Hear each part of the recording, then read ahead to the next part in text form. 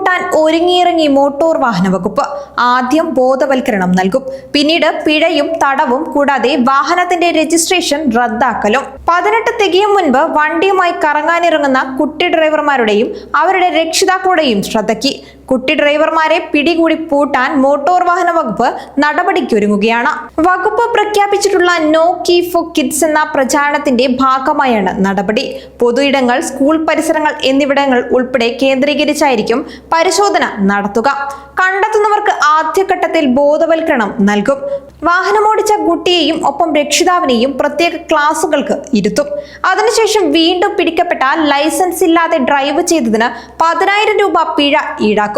രക്ഷിതാവിനോ അല്ലെങ്കിൽ ഉടമയ്ക്കോ 25,000 രൂപ പിഴയും 1 വർഷം വരെ തടവും ലഭിക്കും. കൂടാതെ വാഹനത്തിന്റെ രജിസ്ട്രേഷൻ റദ്ദാക്കൽ, ജുവനൈൽ നിയമപ്രകാരമുള്ള നടപടികൾ എന്നിവ നേരിടേണ്ടി വരും.